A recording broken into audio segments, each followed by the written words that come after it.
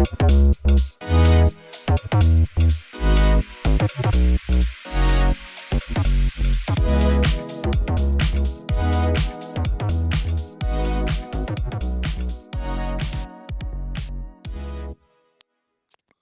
back to Prescribed Vibes. I'm Stephanie. And I'm Sierra. And today we're diving into a subject you've probably seen floating around on social media, in books, or maybe even in your relationships, and that's masculine and feminine energy. Yep, and we're not talking about gender roles. This is about the energies that exist in all of us, regardless of gender, and how they shape the way that we show up in our lives and in our relationships. And today we're also going to talk about how healing plays a role because sometimes the reason we're out of balance is that we're protecting old wounds, and we're going to get into that. Let's start with the basics. When we talk about masculine energy, that's going to be more like structure and direction and logic and action and our drive. And for feminine energy, it's more about flow, intuition, presence, nurturing, and creativity. Both are valuable, and we all carry both. Yeah, I think it's cool to picture it as like a yin and a yang. One isn't better than the other, but it's balance between them. And just like a yin and a yang, right? Like men more likely to have more masculine, but some of that feminine built in, and then the opposite for women. Right, exactly. And another example is so when I'm running my practice as a business, I tap into masculine energy, and that's because I'm making decisions, setting goals, handling details. However, when I'm with my kids, I tend to lean more into feminine energy. So that looks like being present, attuned, and softer. So we can definitely go between both energies throughout the day. It's more about being aware and making sure that we are in balance. And we're going to continue talking about that. Yeah, and not only in balance, but that ability to shift back and forth. And that's going to look different depending on you and your healing and what wounds that you have, like you said, maybe protecting, but also kind of where we're at in our life and where we're spending the majority of our time, like you and I were talking about before we started recording, like for myself, being a single mom and not having a father figure, someone to fill in that role for my son, I feel like I stay more in my masculine more often. I do switch back and forth, but that seems to be more necessary for me. So it's going to just depend on you and where you're at in your life. But I think the awareness around it, the understanding and knowledge around it, and some intentionality behind shifting back and forth can be really helpful. When we're talking about healing, we're often working to access parts of ourselves that we've shut down. Someone might struggle to access their feminine energy because in childhood, softness wasn't safe for them. Or they might overdo masculine energy because they learned that achievement was how they got love. A big misconception is that masculine energy is manly and feminine energy is girly. Right. I've heard that quite a bit. And to remind our listeners and ourselves, feminine energy, sometimes people will look at it as it's weak because again, there's that misconception that it could be girly or it's not strong energy, but really it's about receiving, a lot about self care, resting, being intuitive, being really in touch with yourself and aware of what your needs are, and being able to lean into that. And all of that takes real strength. So there's really nothing weak about it. But again, these are just some of the misconceptions between both energies, just like you said, the masculine being looked at as manly and then feminine as girly or weak. Yeah, they both just have different functions. And so it just depends on what situation you're in, what you're trying to accomplish. That's going to determine which energy you need to be more leaned into. But another myth is that you're either one or the other. And in reality, most people, again, like I just said, we shift depending on the context. And the problem comes in when we over identify with one and we neglect the other. A lot of times we might be uncomfortable, again, because maybe of how that was affirmed or even responded to when we were younger or in relationships as we've gotten older, even.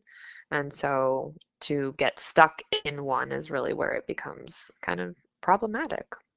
And we've seen that with our clients, our friends, even in ourselves. I think, for example, women who pride themselves on always hustling might stay in masculine energy so much that they burn out. And I've definitely been there in my personal life where it's very similar to decision fatigue because you're initiating, you're leading, you're taking action and setting goals. Not that there's anything wrong with setting goals, but when you are in that energy more often than not, it can become really difficult to then shift into feminine energy. It's almost like you forget what it's like to take a step back and be able to receive. But just like you said, I think it depends on the situation. Sometimes, depending on what stage where you are in your life, you don't really have many choices but to be in that energy. So now, when we talk about men too, who suppress their feminine side, their emotional or relational side, they might feel disconnected or lonely. So for men, it's also okay for them to shift into that feminine side, and I think sometimes as society, we don't really talk about that very much. We see a lot of the stereotypes with, men have to be the decision makers sometimes and lead and take action and be the providers.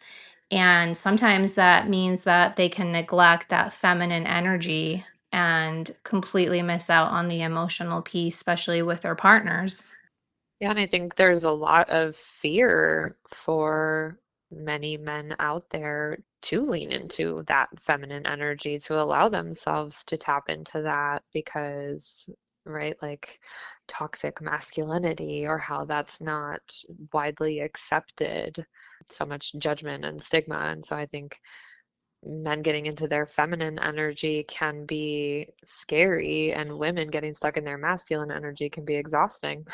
A lot of that comes from old wounds and what we call the wounded masculine or the wounded feminine. And healing means learning to bring back those energies into their healthy expression. Let's talk about how this shows up day to day. In relationships, if one partner is always planning and problem solving, and the other one is always in emotional expression, there can be friction if they don't value both of those energies. We need that balance, and each needs a reprieve from time to time. So there's a little bit of kind of that yin and yang. It's kind of like a dance that goes back and forth. That, and I don't even think that we were taught how or taught much about feminine and masculine energy. At least I wasn't. And that's why I love this topic so much because I've seen it being talked about from different people online. And it was very eye opening to me. And it brought a sense of awareness on where I was at with masculine energy and why and what I can do to balance it out. But I really don't think that this is something that I've seen people talk about, with their children or growing up. And I think a lot of it has to do with when you think about intimacy, masculine energy creates safety and direction. And then feminine energy, it brings that openness and connection. And without having that balance, the intimacy can feel flat. But I think even beyond the intimacy, I think again, it goes back to feeling a little bit exhausted if you're always the one making decisions and leading and taking initiative and making plans in the relationship. And I think it's just human nature, right? The other person just becomes used to it. So they just follow and go along with it, not realizing that, hey, maybe I should take the reins here or step up and ask, hey, let me make some of these decisions. You can take a step back. I got it. I can take care of it. And that's really something I think that we hope that our listeners can just be a little more mindful and bring some awareness to your life about these topics. Yeah, I think when we're so used to being stuck in one as well, we can pursue relationships that allow us to stay stuck in that because finding one that maybe challenges us to shift into the other can be uncomfortable. So that's something to be mindful of as well. At work, your masculine energy might look like organizing projects, hitting deadlines. Feminine energy might show up as creativity and brainstorming or empathy in leadership. So, even in the one setting, right, being at work, we're going to switch back and forth between the two of them there as well. It really comes down to balance and being able to recognize when one is more necessary or appropriate than the other and being fluid and transitioning back and forth when necessary. And two, as you're saying that, another example, specifically in self care, masculine energy could look like I'm going to go to the gym 3 times a week, no matter what, versus feminine energy is going to sound like I'm going to choose movement or activities that feels nourishing today. It's not necessarily so rigid and strict. It's what's going to feel good to me and my body. And both matter. There's nothing wrong with them. Those are just some examples. The masculine energy is what keeps you doing the thing. The feminine energy allows you to be a little less rigid in that. So pairing them together is helpful. Healing often means giving yourself permission, which is one of my favorite things in therapy to tell people to do, is to start giving yourself permission for things. So give yourself permission to explore the energy that you have been neglecting. Try to identify what you have been mostly stuck in or where you're more comfortable, and give yourself permission to explore the alternate. If you've been in hypermasculine hustle mode, you might be learning to rest without guilt. And yes, I'm talking to pretty much every single one of you. If you've been overly feminine, it might mean practicing structure so that you can feel a little bit more grounded and safe. So, what happens if we get stuck in one energy too much? We talked a little bit about that, but let's expand. Yeah, so this is something I'm pretty familiar with. As I said before, I think that if you're in constant masculine energy, that's going to look like doing, right? So you're in doing, go mode.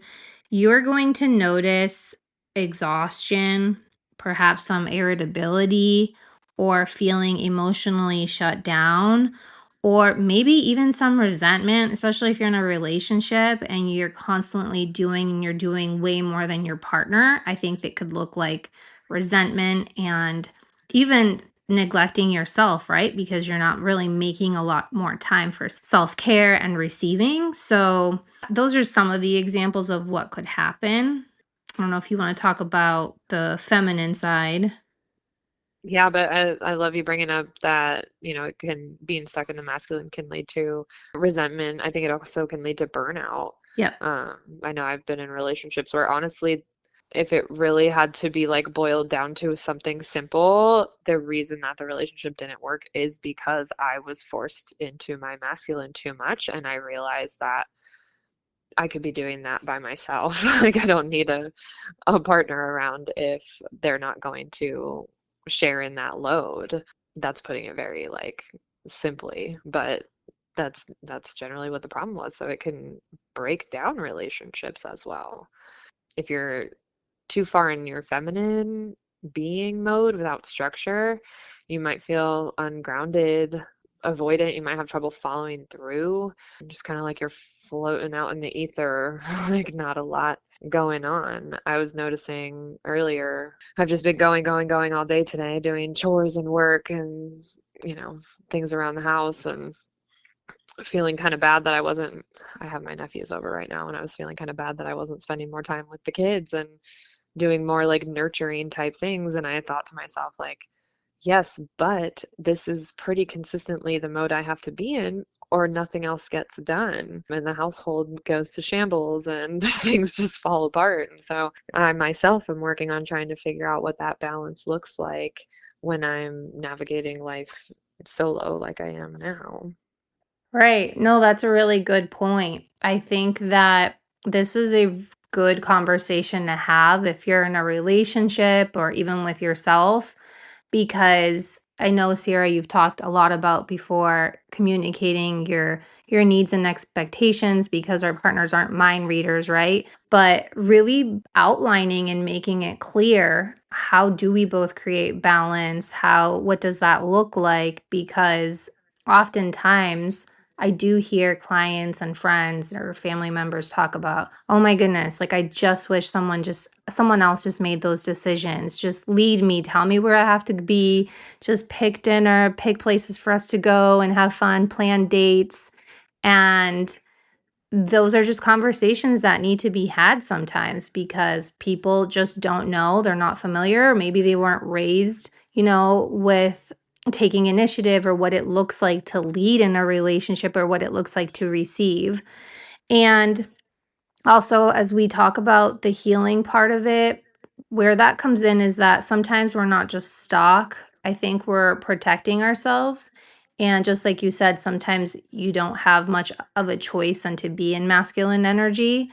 And sometimes that can also come from how you felt growing up as a kid because there wasn't a lot of safety. Like for me, I think I had to really lean into being productive and doing my homework and staying busy and keeping up with things, having a job early on because it didn't really feel necessarily safe not to. On the other hand, if you lean too far into feminine energy, that might have been how you stayed connected to others. And that's also super valuable to be able to do that because we all need the connection. So it's just something to keep in mind that, we're not always necessarily stuck. We could actually be in a place of survival or just protecting ourselves. Definitely. And I think even like our going into like attachment styles or attachment wounds as well, thinking about some of the things I talked about in my therapy episode that we did, where, right, like I'm unlocking their door from the inside after they've opened my door, or like wanting to be so independent and non-problematic that I don't let them do anything for me. And that keeps me stuck in my masculine. It doesn't allow the partner to be their masculine and show up for me that way. And that can impact relationships as well. And I'm sure on the other end, men who have experienced abandonment or neglect, those types of things, who weren't free to be emotional and feel safe in that, probably struggle to get into their feminine too. That is so true. I wanted to share a personal example of I think now I'm leaning into my feminine energy more than ever. And I think that was because of burnout and not just like career burnout. It's my masculine energy just took over every part of my life.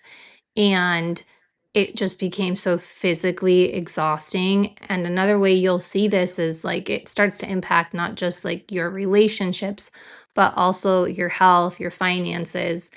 And that burnout, like, just automatically made me just I need to step into feminine energy to receive and stop doing because I'm so tired. Someone else is going to have to step into that role because I have nothing left and I don't even want to do that anymore. And maybe it's not the best way to go about it, but it definitely was very eye-opening in terms of, well, here's where I am. And you know what? I am worthy of this. I'm worthy of receiving. I'm worthy of not doing. I can just be present and hopefully it all works out.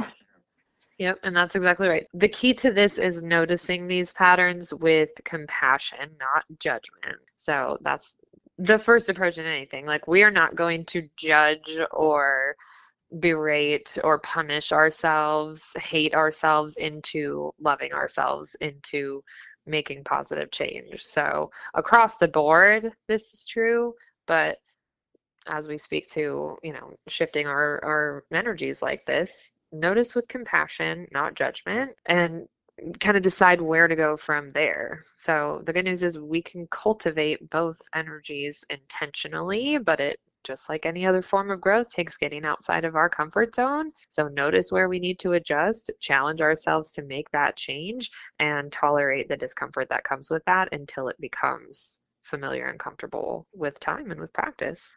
Agreed. And if you're thinking about how to tap into the masculine energy, you can try practices like setting boundaries, making a clear plan, even if it's for your day or your goals, and then also just following through one commitment at a time. And I'm very familiar with masculine energy. I can go on, but those are some practices that you can instill for yourself. And it definitely takes time.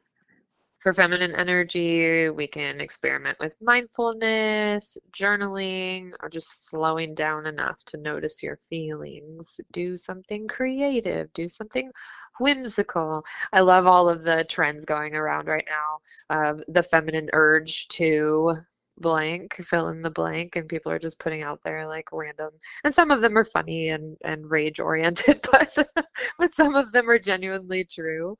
And I think even that movement, quote unquote, going around is maybe helping people turn their attention to what that means to have a feminine urge. Like that's your feminine energy. When you said that, I thought you were going into some of the videos I've seen of like women coming like into their house, right? They're all serious and then they just let go and start to like dance and be Uh-huh. playful. And that is such a part of being in your feminine energy where you can just be goofy and playful because that is part of feminine energy. It is being playful and just letting loose and just being in tune with yourself. So I know what videos you're talking about, but I started thinking about some of the ones where they're just like shaking their whole body. So, back to healing, it can also mean reparenting yourself, which we've talked about before. It's allowing yourself to experience the safety you didn't have before, and that can be scary. So, it's really looks like being able to soften or take a step back. If you notice yourself doing, it's okay to pause and ask yourself, hey, can I just take a break here and relax or do something, even if it's for 10, 15 minutes that feel nurturing?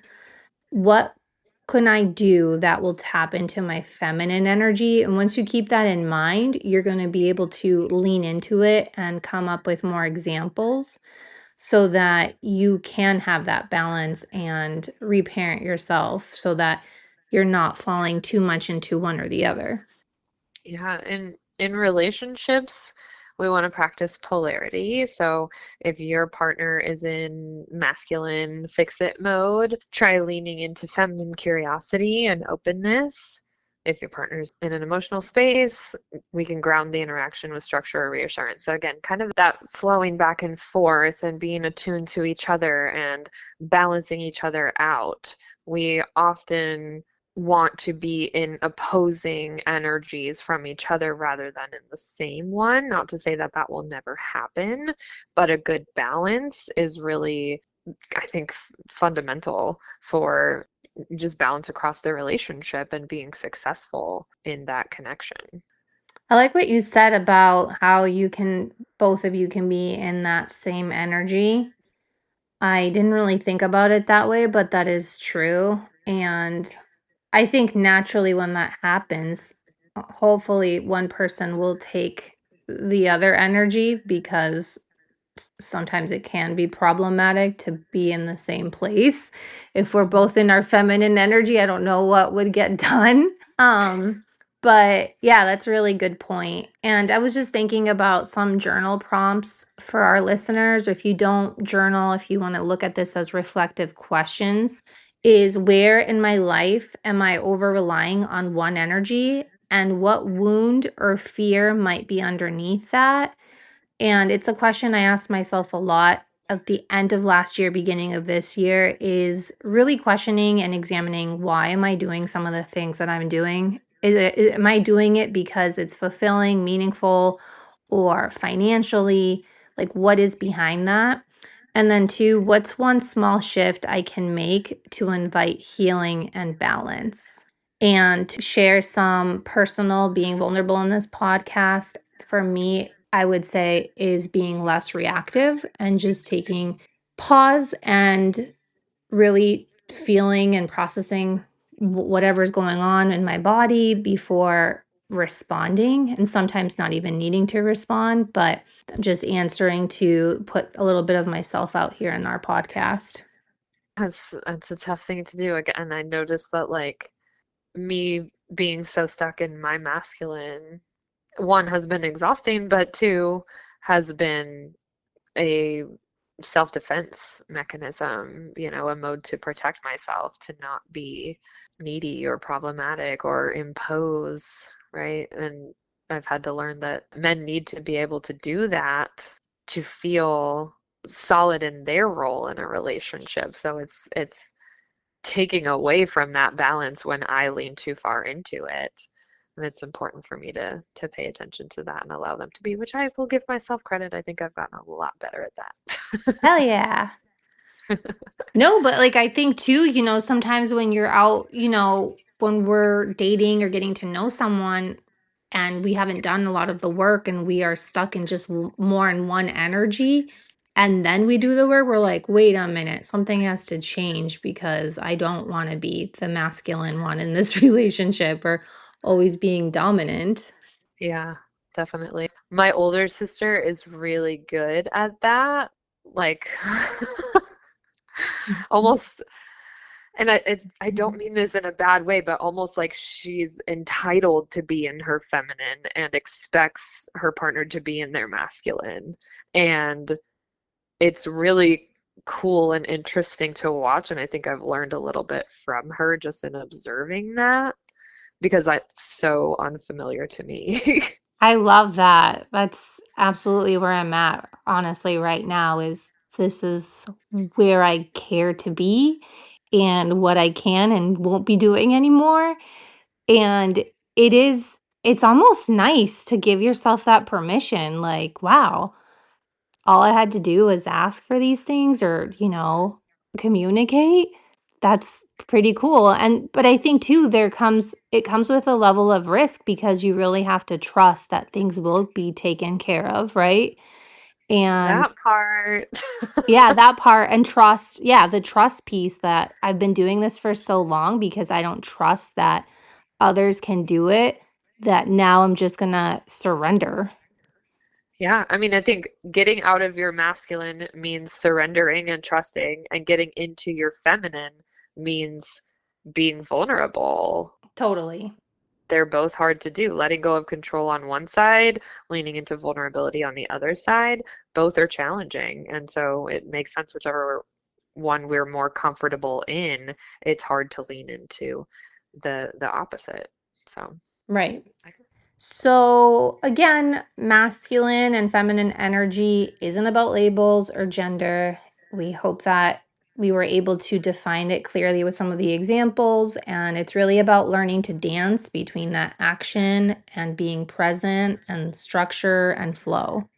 yeah, when we're talking about gender and the man being more masculine, the woman being more feminine, like that applies to whichever role you tend to identify with and present with in your life. And so those labels not being so strict, but just for the purpose of outlining these different energies, those are some of the labels we used. But when you start to notice your patterns, heal the old wounds behind them, you can choose how to show up. And again, this is so true to therapy and healing on the whole, but you get to choose how you show up rather than running on autopilot, which so many of us are. And you almost don't know that that's what you're doing until you wake up to it and you realize, like, oh, I haven't been consciously behind this wheel. I've just been on cruise control, and it's been muscle memory getting me to all the places I know how to go and the routes that I'm familiar with. Totally. That is so true. It's so easy to get stuck or just continue down that autopilot. And I'm really hoping that this sheds some light. Again, awareness, intentionality are words that keep coming up for me. We really want to thank you, all of you, for joining us in this conversation. And if this episode sparked insights, share it with a friend or a partner, family. It might open up some really cool conversations for them too. Yes, and don't forget to send us your questions for future episodes or just reach out, comment, tell us what you're thinking. Until next time, find that balance. Give yourself grace as you heal and grow. Absolutely. Thank you so much, everyone. Until next time. Bye. Bye.